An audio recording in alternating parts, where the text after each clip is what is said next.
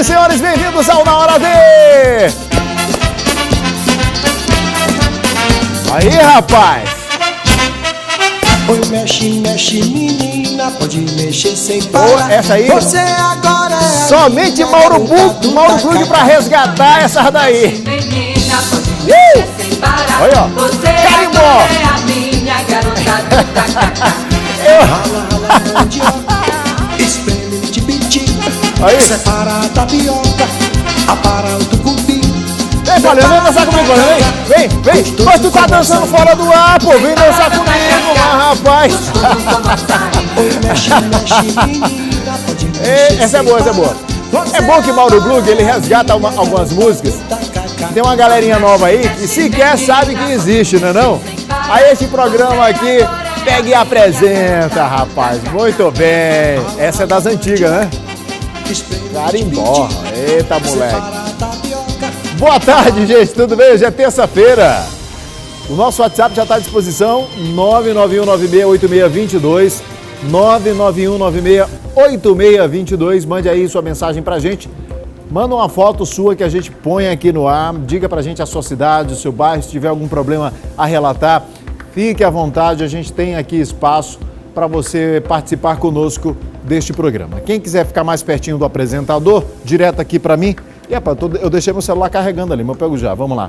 Geisael Marques é a página no Facebook, tá legal? Quem quiser perseguir o apresentador no Instagram, @Geisael_. Olha, a instalação irregular na calçada da UPA, na cidade operária. Nós mostramos aqui no programa. Isso tem forçado os pedestres a dividirem espaço com vendedores ambulantes. Eu já adiantei esse assunto ontem aqui, mostrei algumas imagens. Nós vamos começar o programa de hoje com essa reportagem. O Eduardo Ericeira, o nosso repórter talentoso, mostra essa situação aqui no programa. Vamos lá. Na calçada da unidade de pronto atendimento, a UPA, no bairro da cidade operária, muitos vendedores ambulantes. Sem espaço em outro local, eles alegam que precisam ocupar o passeio público para garantir a subsistência da família. Nós estamos aqui porque a gente precisa trabalhar e a gente não tem profissão. E a gente depende daqui para a gente poder sobreviver e dar comida para o nosso filho, para a nossa família dentro de casa. Seu Edson explica que os vendedores comercializavam as mercadorias na área da feira, mas foram retirados do local há aproximadamente um mês e tiveram que migrar para a avenida principal. Mas assim que a feira eles normalizar lá, restaurar lá, reformar a feira, voltamos para lá. É isso que ocorre, a gente está aqui. Os pedestres dividem espaço com as caixas e bancas montadas na calçada. Eles reclamam da dificuldade para caminhar. Dividem espaço ainda com os carros que passam pela avenida, ou mesmo os que ficam parados para vender produtos. Porque não deixa espaço para a gente passar. Aí vocês teve que acabam fazendo o quê? Descendo aqui a calçada, né, e ocupando o mesmo espaço dos carros. Próximo à UPA, a situação é ainda mais complicada, já que a movimentação de pessoas é intensa na unidade hospitalar. Gente de todas as idades. Para pessoas com mobilidade reduzida, fica ainda pior. São idosos, crianças, famílias. Aí tem que ser desviado, mais que é cheio de buraco, tudo é escada de cair, idosos passando. Fica meio complicado, né, a situação. Os vendedores ambulantes ocupam os dois lados da avenida.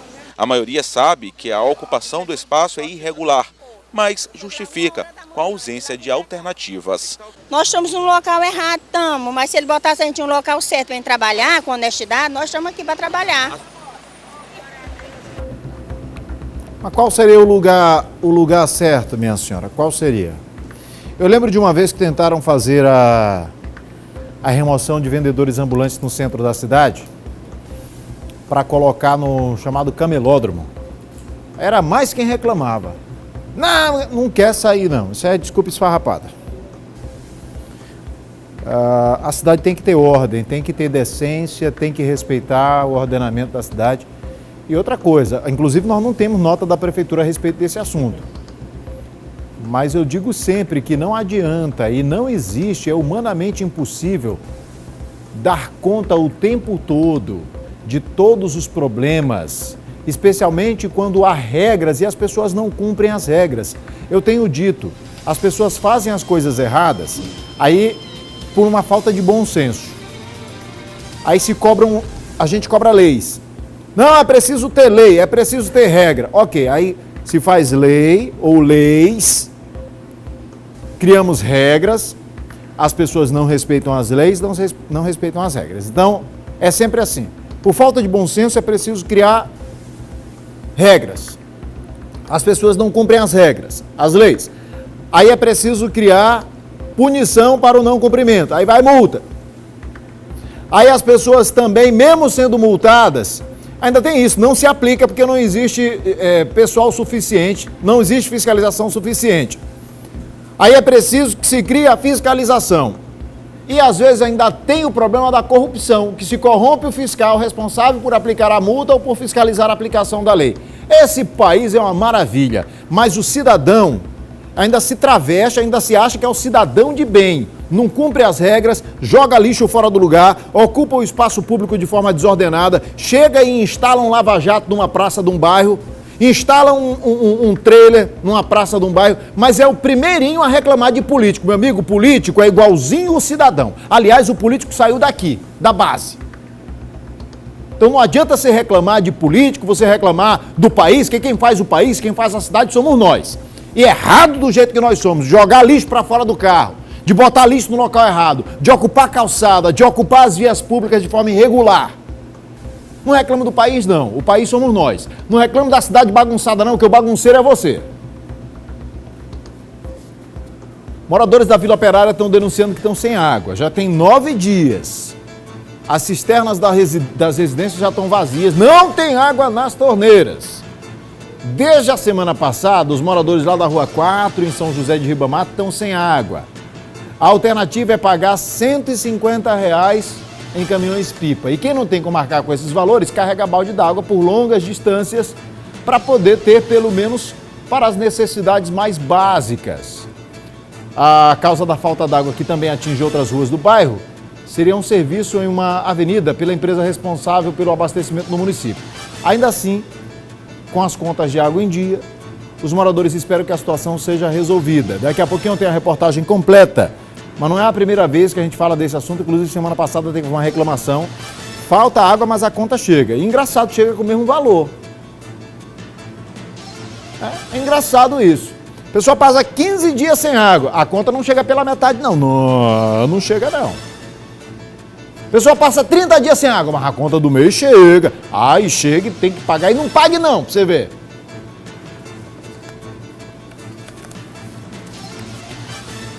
Quem tem estabelecimento na Avenida Paraíso ou precisa passar por lá, ali na Avenida Paraíso, no Jardim Tropical, sofre com a poeira. Os feirantes já até saíram de lá por conta dos transtornos e dos buracos que ficam cheios de lama quando chove. Quando não chove é a poeira. Aí tem a Rua Carolina também. Esgoto estourado, problema para todo lado. Esse Jardim Tropical, a gente já falou aqui várias vezes.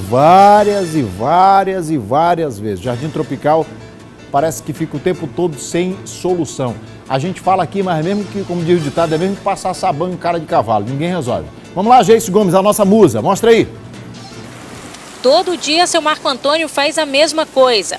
Varre de hora em hora à frente da loja. A briga contra o vento parece praticamente em vão, mas ele insiste porque considera uma das poucas saídas para tentar diminuir os prejuízos causados pela poeira.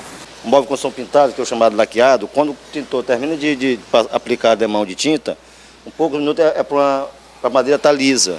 Só que ela fica áspera, entendeu? Devido à poeira, que é muito grande. A poeirada expulsou os feirantes do Jardim Tropical. A estrutura antiga agora só acumula sujeira. Esta senhora que montou um restaurante sabe bem a dificuldade de trabalhar com comida em um ambiente tão ruim. Os pessoal estão almoçando, eu estou jogando água. Tá entendendo? Jogando água na poeira para eles poderem almoçar. Além da poeirada, ao longo de toda a Avenida Paraíso, os buracos incomodam os condutores. Este veículo invadiu a contramão para evitar um trecho onde os carros passam com dificuldade. Este mototaxista sente no bolso os prejuízos da falta de infraestrutura. Nosso trabalho, tanto o trajeto de ida como de volta, não tem condições da gente trabalhar de uma forma, digo assim, de fornecer um trabalho de qualidade para os próprios moradores daqui do bairro. E faz tempo que a situação está assim. Em contrapartida, segundo a população, a Prefeitura de São José de Ribamar não tem dado resposta às solicitações. As autoridades não aparecem aqui, só aparece tempo de eleição e as eleições estão bem aí, parece que eles não se importam com ninguém mesmo. Seu José vai trabalhar todos os dias de bicicleta. Antes de chegar no serviço, já fica todo sujo. É rotina, é chinelo, é roupa, é tudo. Nas ruas adjacentes, o problema é o mesmo e às vezes ainda piora. Aqui na Rua Carolina, olha, o esgoto escorre na frente das casas e forma esse lamaçal que ameaça a saúde dos moradores. As crianças são as que mais sofrem. Prejudica, ó, as meninas estão tudo cheias de ferida aqui. Hoje mesmo a mãe dela já foi para o UPA para marcar consulta, para elas poder marcar, ver que tipo de bactéria é essa que tem. Mas os adultos também sentem. Dona Ana Maria até usa um paninho para conseguir respirar melhor. Mesmo assim, não conseguiu escapar. E eu tenho problema de sinusite, né? Aí já boto esse paninho aqui, que eu não achei um lenço, né? A BRK Ambiental, que é responsável pelo abastecimento de água em São José de Ribamar, informou que ainda não atua com o esgotamento sanitário no Jardim Tropical e, devido à falta de fossas nas residências, o esgoto está sendo despejado nas vias. A BRK disse ainda que em 2019 inicia seu projeto de esgotamento sanitário, onde investirá aproximadamente 675 milhões de reais para aprimorar de forma definitiva o saneamento dos 2 municípios em que atua até 2026.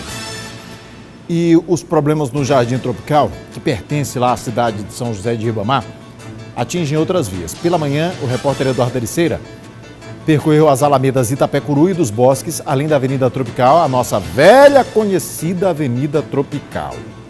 E por lá a situação aparece nas imagens: buraco, lama, poeira, mato e esgoto estourado. Nós também vamos mostrar uma reportagem completa para complementar esse assunto lá do Jardim Tropical, para você ver que não é implicância nossa aqui não. É problema que já se arrasta há muito tempo. Eu, por exemplo, há mais de ano que eu reclamo aqui neste programa e dou voz aos moradores do Jardim Tropical, mas não se resolve nada, tá?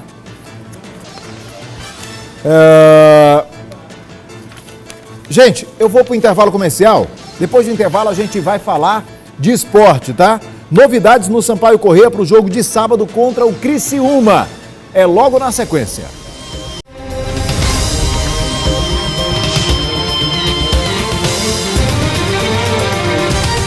De volta, senhoras e senhores, e para dar um recado certo para você.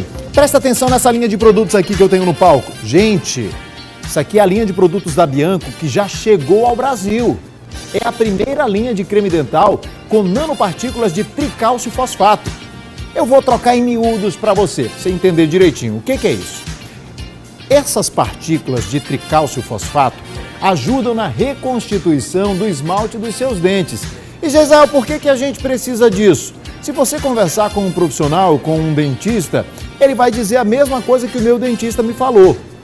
Quando a gente bebe refrigerante, vinho, sucos de frutas ácidas ou come essas frutas, qualquer coisa, qualquer acidez, e a gente come muita coisa ácida ao longo da nossa vida. Então, nesse período, o desgaste do esmalte vai ocorrendo e naturalmente.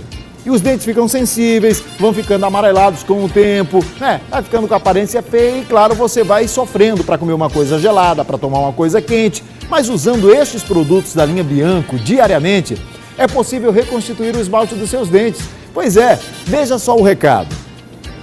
Meus dentes estavam ficando sensíveis e amarelados. Minha dentista disse que a culpa é de uma tal de erosão ácida dentária, que é causada, por exemplo, por refrigerante ou coisas que eu amo, como suco de laranja, vinho. Aí eu perguntei pra ela se é possível proteger o esmalte sem abrir mão dessas coisas. Aí ela me apresentou Bianco, que protege e repara o esmalte contra a erosão. Já reduziu a sensibilidade e os meus dentes estão ficando brancos novamente. Agora, Bianco me acompanha no meu dia a dia. Olha, gente, Bianco repara e protege o esmalte contra ataques ácidos. E isso é comprovado cientificamente, sabia? Então procure os produtos Bianco nas melhores farmácias, nos melhores supermercados e caso você não encontre, fale com o gerente do seu supermercado, da sua farmácia e diga que você quer os produtos Bianco. Quer mais informações? Acesse o site www.biancooralcare.com.br. Já estou usando, hein, gente? E você também tem que usar os produtos da Bianco. Tá na hora do esporte, muitas novidades no Sampaio Corrêa para o jogo de sábado contra o Criciúma pela Série B do Campeonato Brasileiro. Tô na torcida para ver se o Sampaio desencanta. Pelo menos 10 jogadores vão estar à disposição do técnico Paulo Roberto Santos, que será apresentado daqui a pouco. Os detalhes com Laércio Júnior.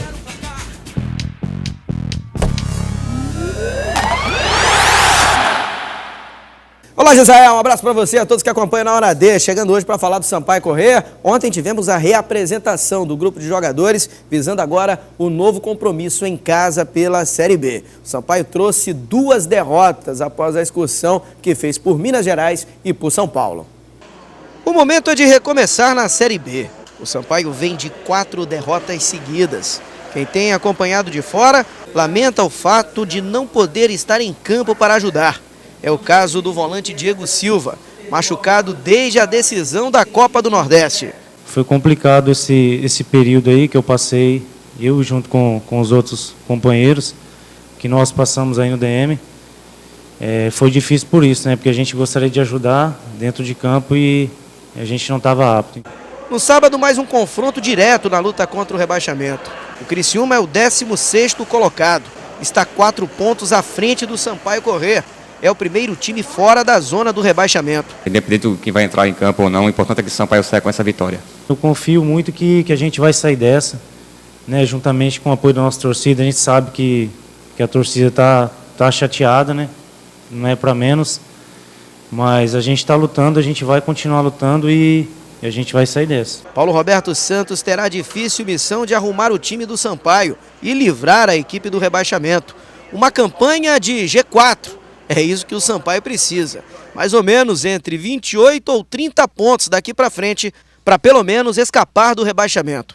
Independente do treinador que vai chegar, que chegou, temos que fazer um grupo de novo forte, com confiança para jogar de novo, porque a gente sabe que só consegue com vitórias. Esperamos que a gente saia aí nesse sábado, consiga essa vitória para dar uma sequência boa aí nesse campeonato.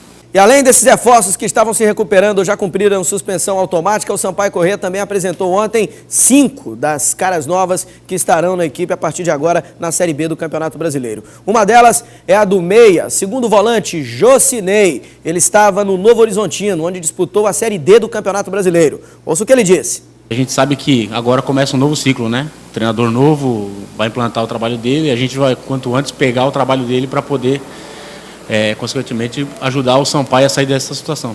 Palavras do Jocinei. Outro que conversou com a imprensa foi o lateral esquerdo Julinho, que também estava no Novo Horizontino. Eu sou bem posicionado taticamente, né? Pelo Paulo Roberto. Paulo Roberto é um cara que gosta de defender um pouco mais e depois atacar, né? Então vamos ver o estilo dele primeiro.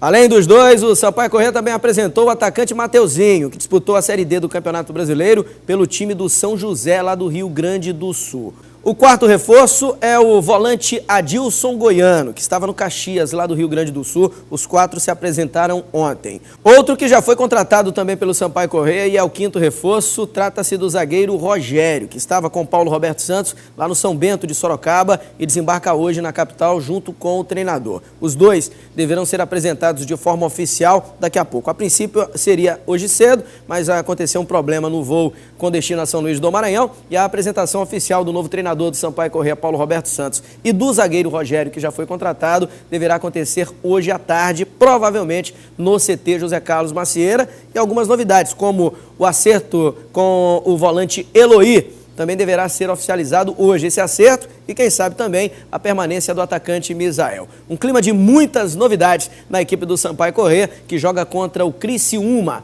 partida do próximo sábado pela 19ª rodada, a última do primeiro turno do Campeonato Brasileiro da Série B. É com você, Gisael.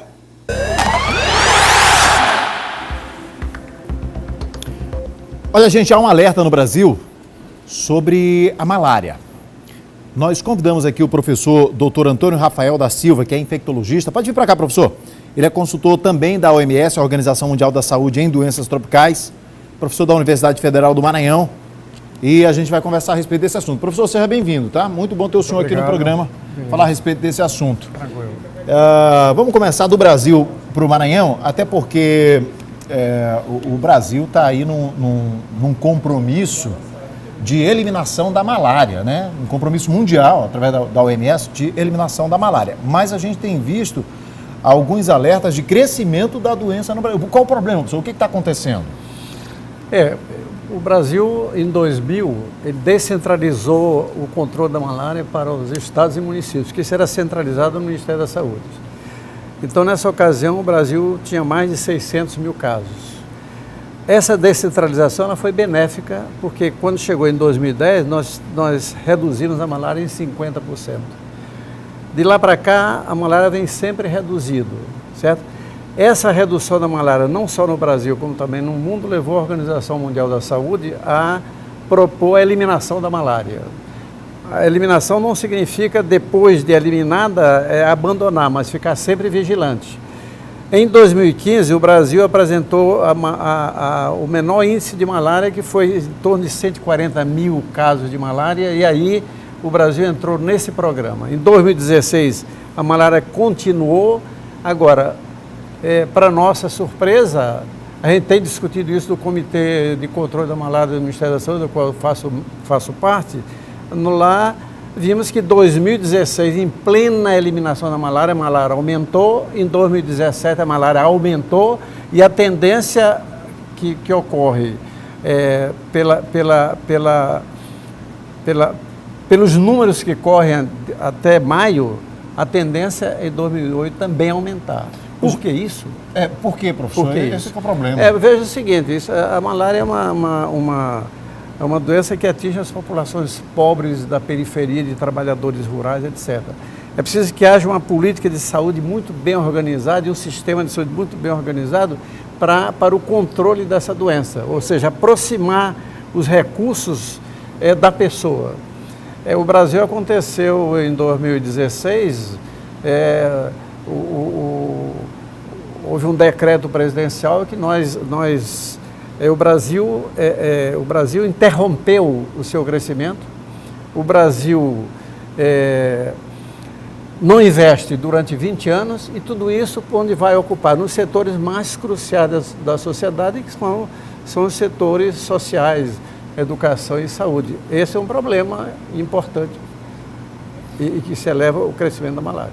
Ou seja, é bom detectar, exatamente identificar isso, porque é algo grande, algo gigantesco, mas que vai atingir exatamente a população mais pobre. A malária ela se concentra especialmente na região amazônica, a grande parte, né? E o Maranhão faz parte dos estados da região amazônica. Com certeza. Entretanto, nos últimos 10 anos, eu tenho um dado da Secretaria de Estado de Saúde que diz que nos últimos 10 anos houve uma diminuição no Maranhão de 57%, inclusive, em comparação deste ano com o ano anterior, houve uma grande redução de casos de malária no Maranhão. A gente aqui está remando na contramão dessa maré, professor? Não, o Maranhão é o estado brasileiro que teve a melhor performance no controle da malária. De 2000 até agora, o Maranhão foi o único estado que reduziu a malária em 98%. Nós que tínhamos em 2000, por exemplo, quase 80 mil casos de malária, hoje nós não temos, o ano passado nós tivemos 970 casos de malária. Dentre esses, a maioria vem de fora e não autóctone do Maranhão. Mas a malária, que é uma doença transmitida por um vetor, ela é um fogo, qualquer escudo incêndio. De maneira que quando chega um cara de fora e que se instala, por exemplo, num lugar como Buriticupu, que tem o vetor, ou no Maranhão inteiro, se você não tiver um sistema de controle da doença, ela pode disseminar. De maneira que a nossa situação é uma situação privilegiada, mas nós não podemos descansar. O sistema de saúde tem que estar sempre organizado para detectar o caso, fazer o diagnóstico precoce e o tratamento precoce. Professor, da mesma forma que o senhor falou, o porquê a gente teve esse crescimento no Brasil como um todo, mas eu queria também entender o que o Maranhão fez de certo para a gente poder diminuir assim, esses casos. Há coisas de dentro e coisas de fora. Por exemplo, o Maranhão, quando houve a descentralização do Ministério da Saúde para estados e municípios, o Maranhão descentralizou bem. Ou seja, todos os funcionários da Fundação Nacional de Saúde foram deixados nos municípios e aqueles mais experientes foram colocados como os coordenadores das endemias nos municípios. Então, essa cultura que vinha da Fundação Nacional de Saúde e da SUCAM, essa cultura ficou. E me parece que isso foi um elemento fundamental no controle da doença pela responsabilidade do serviço de saúde. Uma outra coisa foi que o Brasil melhorou. Na década de 2000 a 2010, o Brasil melhorou muito. Nós tínhamos, por exemplo, 60% de casas tapadas de barro e cobertas de palha. Isso melhorou muito. A situação do brasileiro melhorou muito. Ele pôde ter casas que tinham paredes, janelas e cobertura. Então, o mosquito a malária é uma doença de transmissão intradomiciliar. Então, a casa do cidadão é um elemento importante no controle da malária. É o único vetor, professor?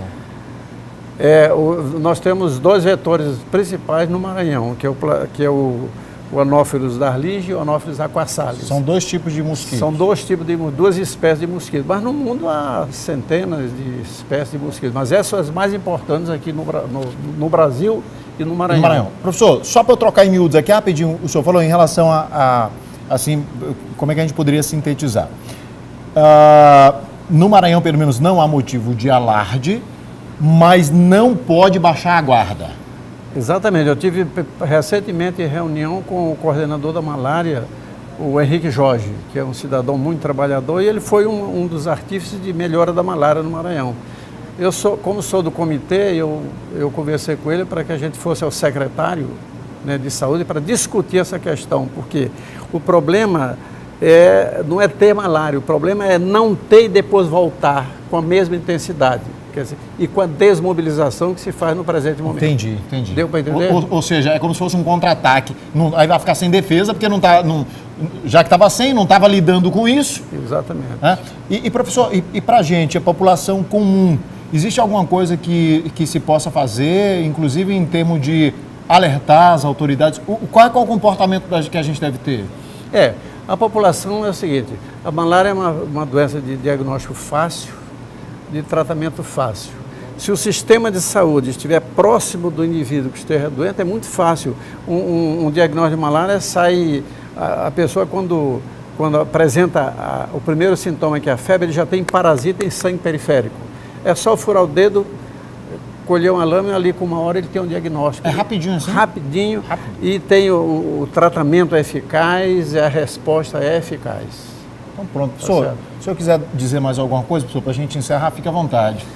Eu acho que o Sistema Único de Saúde brasileiro deu ao Brasil o suporte para que ele possa bem controlar essa doença. Nós temos aqui os municípios se conscientizarem que eles têm que ter uma vigilância, ter um sistema de saúde eficaz para que essas doenças não se disseminem, não perdurem, porque isso contribui cada vez mais para o empobrecimento da população. Quero agradecer a presença do professor Dr. Antônio Rafael da Silva, repito, infectologista, consultor inclusive da OMS em doenças tropicais. Obrigado, viu, professor? O programa está à disposição para a gente poder informar a população. Okay. Obrigado, até logo. A Polícia Rodoviária Federal divulgou o resumo de acidentes e a fiscalização referente ao mês de julho deste ano. Até o dia 26, foram 88 acidentes. Para saber se os registros caíram em relação ao ano passado, o nosso repórter talentoso Eduardo Ericeira traz os detalhes.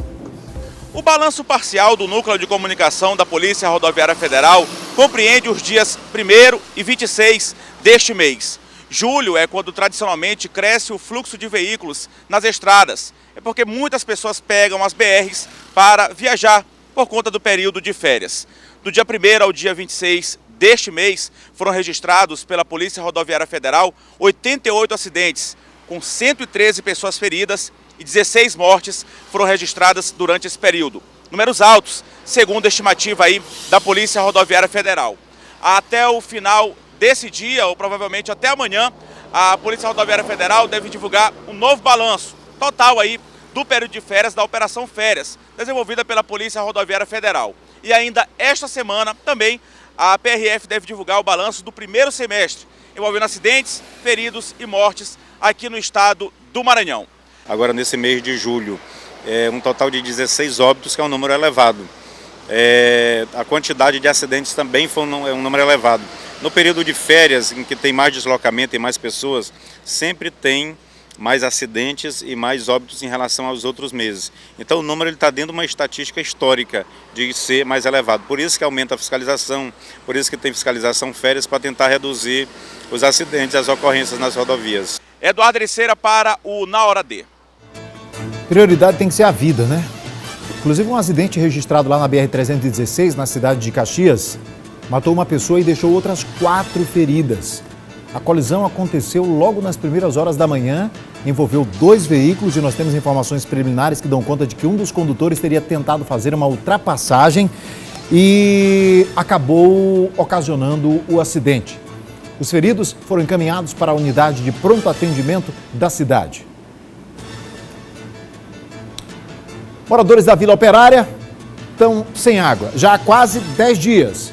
As contas estão pagas, mas eles estão tendo que comprar caminhões-pipa. E quem não tem condição de pagar pela água, precisa carregar balde de água em longas distâncias para ter o mínimo para as necessidades básicas. Veja só. Já são 9 dias sem dar água nas torneiras. A cisterna ficou vazia. E os problemas para quem mora numa casa com outras 10 pessoas multiplicaram. Não pode ficar porque a gente está precisando de água para tudo. Principalmente eu que sou idosa. Eu preciso de água, quer de água, eu fico chorando por causa da água. Desde a semana passada, os moradores da Rua 4, na Vila Operária, em São José de Ribamar, estão sem água. A casa da Dulcimar é uma das poucas que tem o líquido nas torneiras. Isso porque ela pagou R$ 150 para um caminhão-pipa abastecer a residência. É que abastece a cisterna para poder jogar água para a caixa.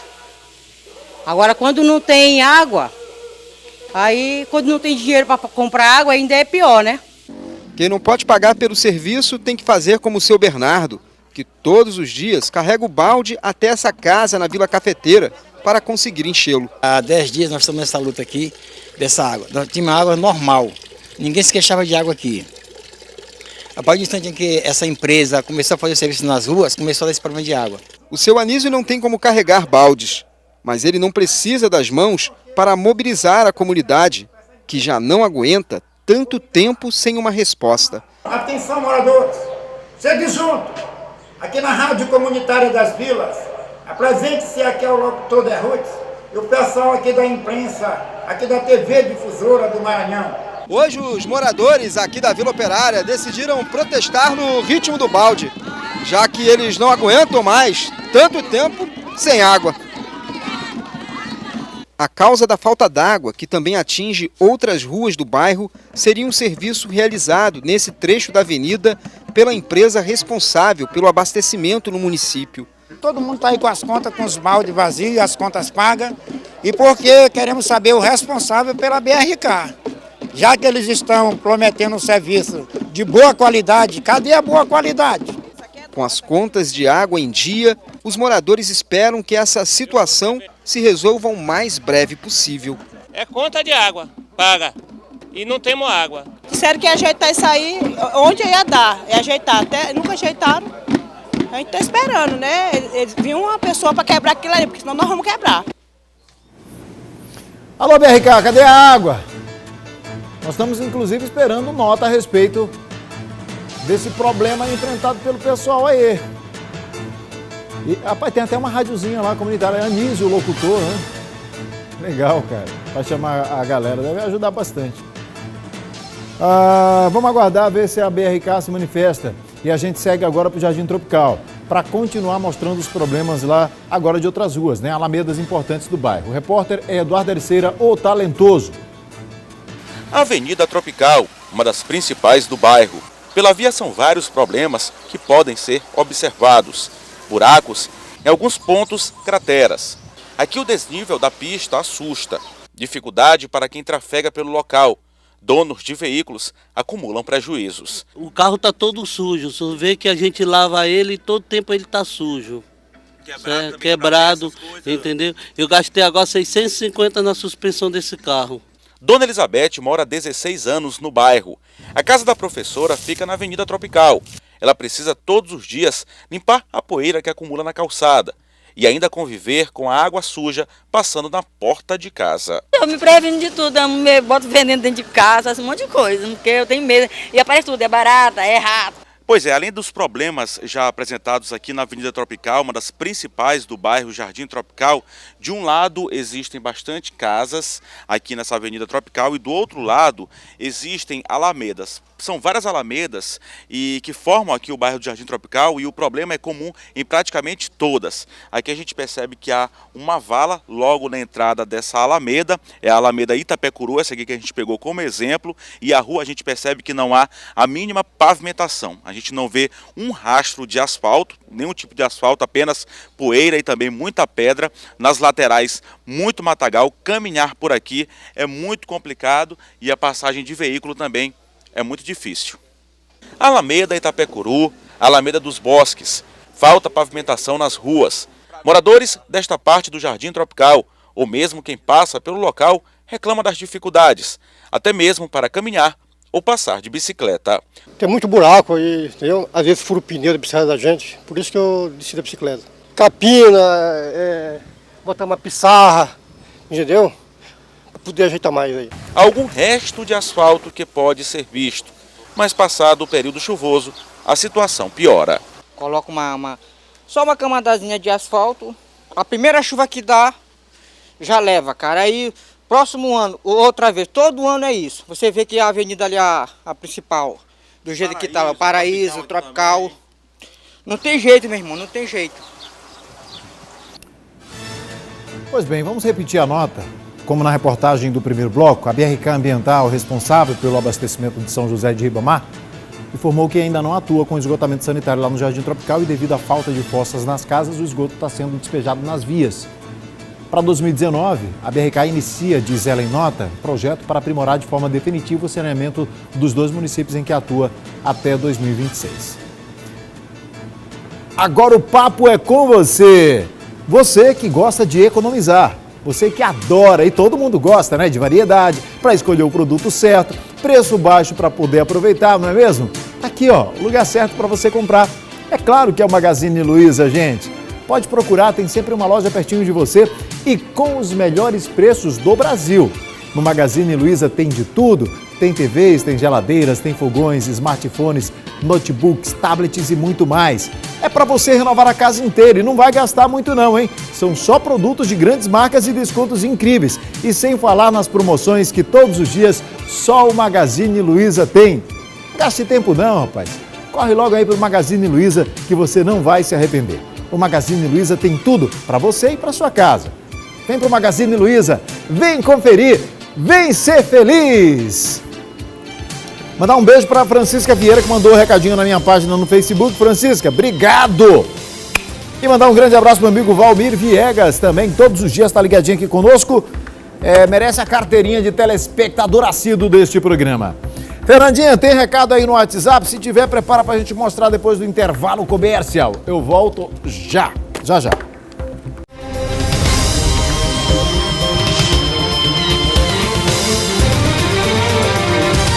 Estamos de volta, senhoras e senhores, e agradecendo a sua audiência aí, meu amigo José Ricardo. Alô, galera de Itapecuru, um grande abraço, obrigado pela audiência, tá?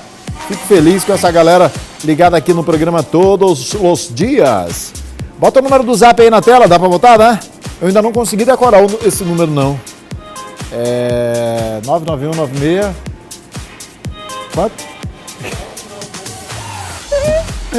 Eu ainda não decorei, cara. É 8622. 991968622.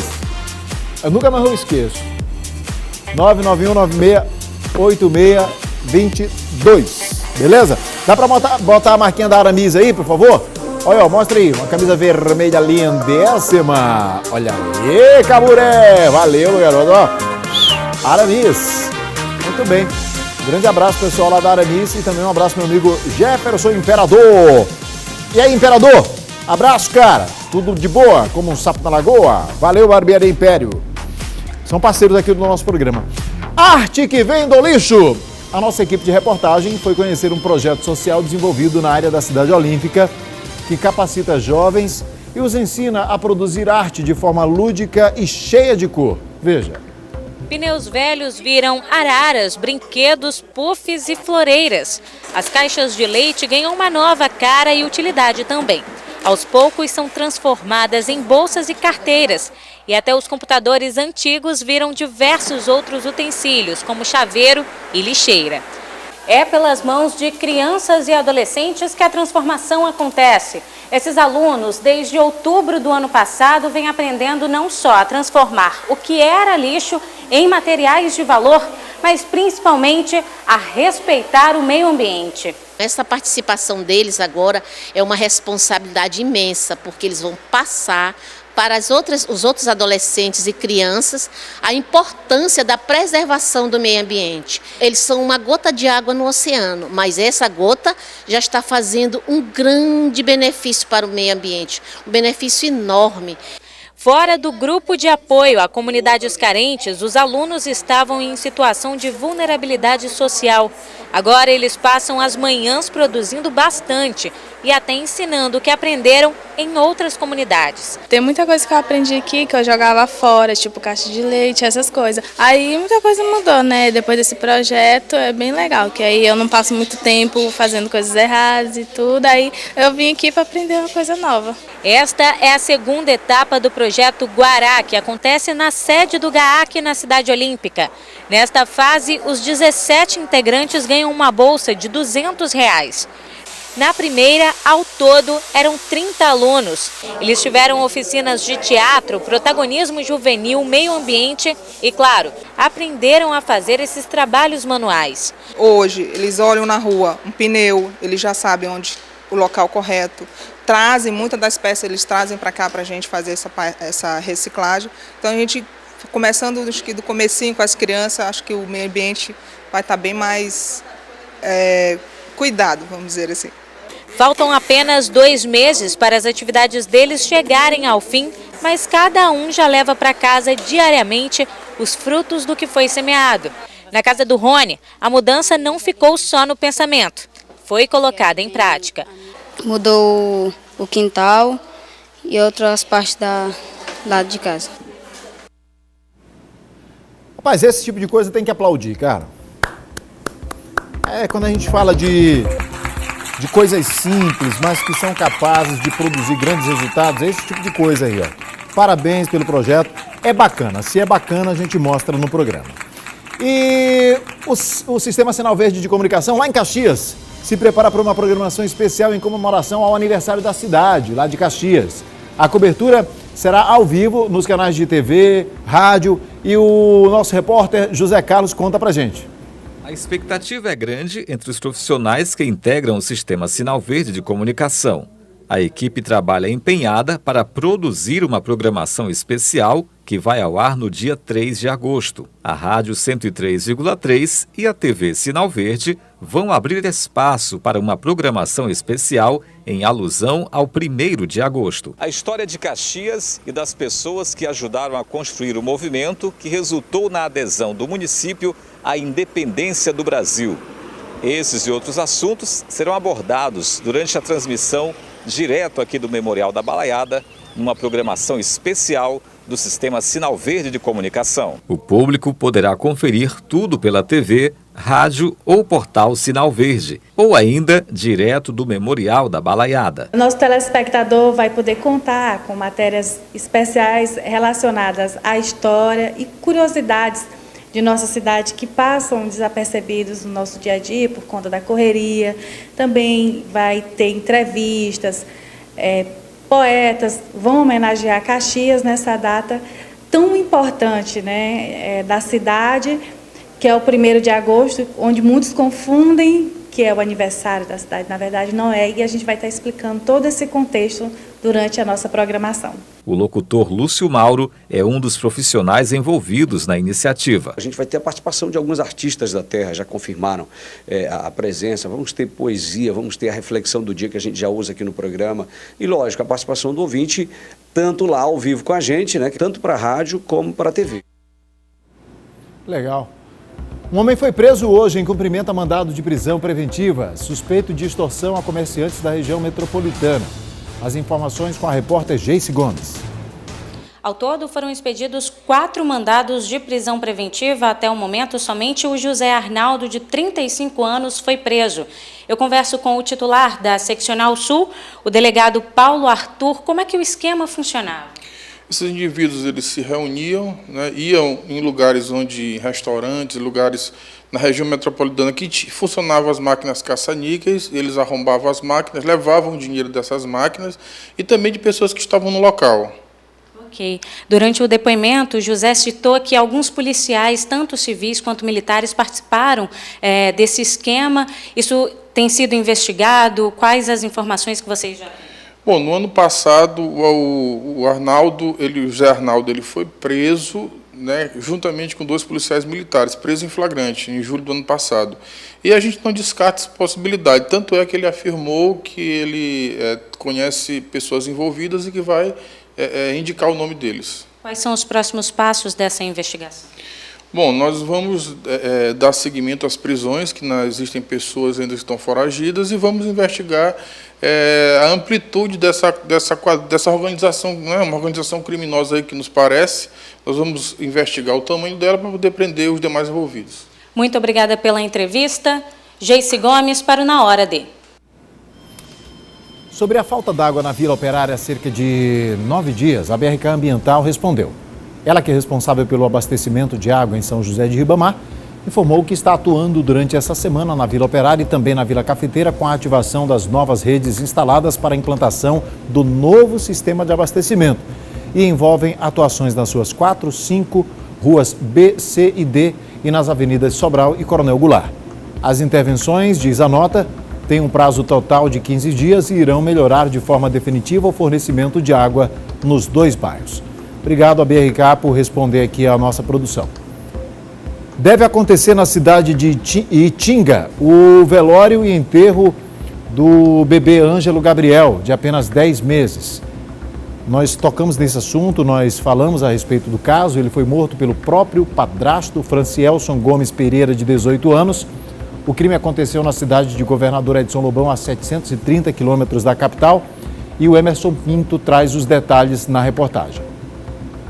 Ângelo Gabriel ensaiava os primeiros passos e palavras no ritmo de uma criança com apenas 10 meses de idade. O garoto teve a vida interrompida de forma trágica.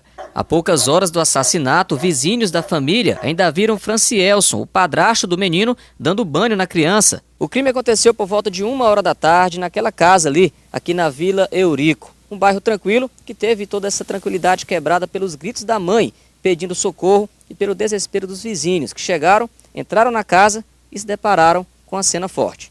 As filhas da Ana Clara brincavam com Ângelo Gabriel na casa da criança minutos antes. Ela foi chamar as meninas para o almoço. Pouco tempo depois, foi surpreendida com a mãe do bebê entrando pela cozinha pedindo ajuda. Eu cheguei daqui para lá com ela correndo, cheguei lá na porta, ele estava na porta, assim, na porta. Aí eu, cadê o menino? Cadê o menino? A notícia da morte de Ângelo é o assunto na cidade de Governador Edson Lobão. Que a gente pensa, em primeiro lugar, nos filhos da gente. É revoltante demais, moça, uma criança. Achei muito injusto para uma criança, achei muita coisa, a pessoa faz isso com a criança. Na manhã de hoje, o corpo ainda estava no Instituto Médico Legal à espera da família para os procedimentos de liberação. O velório e sepultamento vão ser na cidade de Itinga, na divisa com o estado do Pará, onde moram os parentes da adolescente, mãe de Ângelo. Cara, que revoltante, bicho. Revolta um negócio desse, cara. 10 meses de idade, o molequinho, assim, indefeso. E o caso segue investigação ainda, mas parece que há indícios de que o cara fez isso sem estar sob efeito de álcool, de drogas, nada. Ou seja, fez de sangue frio. O bebê, minutos antes, brincava. Estava de boa. O que leva um cara a fazer um negócio desse? A mãe foi gritando, pedir socorro. É revoltante, rapaz. É revoltante um negócio desse. Eles estavam em processo de separação, se eu não estou enganado, né, Fernando? Os dois. A menina. Agora, a mãe. A mãe tinha um relacionamento de apenas 5 meses com esse rapaz aí. 5 meses. Né? 5 meses. E menina nova, né? Nova menina. 15 anos de idade. Ele também, novinho, 18 anos de idade. Pelo menos maior para responder como adulto já ao crime que cometeu. Pelo menos isso. Mas o meu estômago fica embrulhando quando eu vejo essas reportagens aqui no programa. Chega, arde aqui assim, velho. É revoltante. Isso aí, imagino aí como é que é o sentimento, inclusive, dos familiares, do bebê, dos vizinhos, das pessoas que conheciam a moça, a mãe. É de embrulhar o estômago, velho. Como é que... Não. Eu quero agradecer a audiência de todos vocês e quero convidá-los a participar cada vez mais do nosso programa e mandar suas mensagens aí pelo nosso WhatsApp 991968622. Eu não disse que eu não esquecia mais. 91968622. Pode mandar a mensagem pra gente, pode participar conosco. A produção está sempre atenta aí às demandas que são enviadas e algumas delas têm se transformado em matérias aqui neste programa. E volto a dizer o que disse ontem, no sentido de que a gente dará prioridade àquelas demandas que são coletivas, que ao serem solucionadas vão atingir o máximo de pessoas possíveis. Digo isso porque chegam muitos pedidos individuais, pedidos particulares. E por mais que a gente quisesse atender e gostaria muito de poder atender e não podemos, nem sempre está tudo ao nosso alcance. E, por exemplo, às vezes as pessoas mandam mensagem para a gente pedindo bens, pedindo ajuda financeira. Gente, não é esse o objetivo e nem temos condição de fazer isso. Não temos condição de fazer isso. Mas aquilo que for de interesse social, for de interesse coletivo, do bairro, da comunidade, nós vamos dar prioridade e vamos atender, tá? Quiçá eu puder, quem dera eu pudesse atender os pedidos particulares e pessoais de cada um, porque todo mundo passa por problema, todo mundo passa por dificuldades, eu também tenho as minhas, então não temos condições de abraçar os problemas de todo mundo. Um grande abraço a todos vocês e até amanhã, que o Papai do Céu abençoe.